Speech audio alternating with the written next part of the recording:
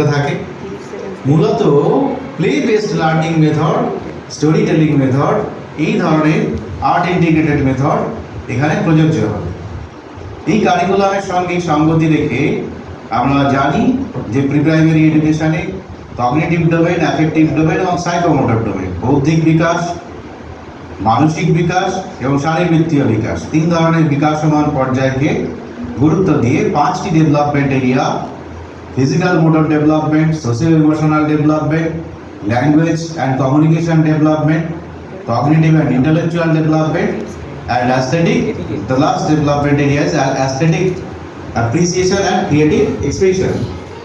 এই 5টি ডেভেলপমেন্ট এরিয়াকে যদি ফলো করা যায় তাহলেই আসলে national curriculum framework for ECC সার্থকভাবে আমরা প্রয়োগ করতে পারব। সেজন্যই যা প্রয়োজন তা হচ্ছে, সেখানে কি কি প্রয়োজন সেটা আমি এদিকে বলেছি চ্যাপ্টার 1 এর এই অংশে। বালভাটিকা অর্থাৎ এই যে 3 ক্লাস 4 ক্লাস 5 ক্লাস এই যে বাচ্চাদের জন্য যথাক্রমে নিচের দিকে 2টি স্তর এবং উপরের প্রি প্রাইমারি, এই মিলে বালভাটিকা তার একাডেমিক প্রোগ্রামিং এ যে যে উপাদানগুলি থাকা প্রয়োজন, প্রথমত লার্নিং আউটকামস, দ্বিতীয়ত লার্নিং অ্যাক্টিভিটি, তৃতীয়ত লার্নিং ওয়ার্কশিটস, চতুর্থ খুব সহজ কিছু অ্যাক্টিভিটি, যে অ্যাক্টিভিটির মধ্যে দিয়ে এদের কি কি ধরনের ডেভেলপমেন্ট হচ্ছে তার কিছু রিফ্লেকশন, পরবর্তীতে যাকে আমরা ইভালুয়েশন হিসেবে বলতে পারি, তেমন কিছু প্রস্তাবনা যদি রাখা যায়।